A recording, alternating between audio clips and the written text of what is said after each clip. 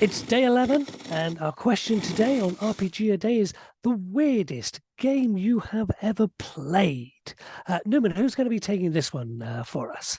Cosmic, this is you, right back at you. Fantastic. Let me jump into the solo window by pressing this solo button. There we go. The weirdest game I played, now I probably didn't get it because people have a very high regard of this game, and that's Paranoia. Now, I probably played a very old version of it. Essentially, you live in a perfect society where the computer is all and the computer provides all. There is no deviation, there is no dissension. Everyone lives a perfect life. The drawback to this is your character has to have a mutation and has to be part of a secret society.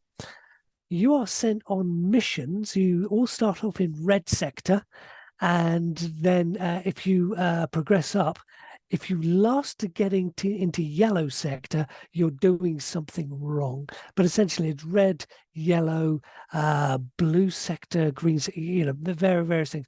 And it was just kind of like, most people say, "Oh, paranoia! You all draw guns and you start shooting at each other."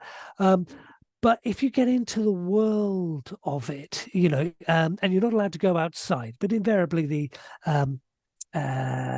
games entail you going outside. And it's just very weird, very strange. So that is the weirdest game I have played. How about you, folks? You played anything like that? Because in Paranoia, you have to describe things. You step outside onto this floor, which is furry and green. So it takes a lot of skill to describe, a game of Paranoia. But how about other people? It sounds like an odd one, yeah. It is odd. It's very popular though. I haven't played it myself. I'd love to, but I know it is one that, as Cosmic said at the start, it's one that people hold very dear to their hearts. Yeah. Yeah.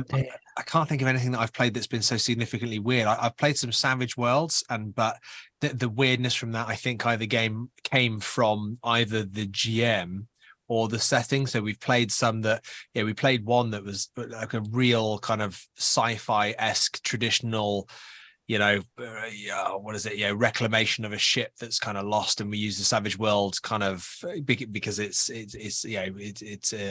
a core mechanic book.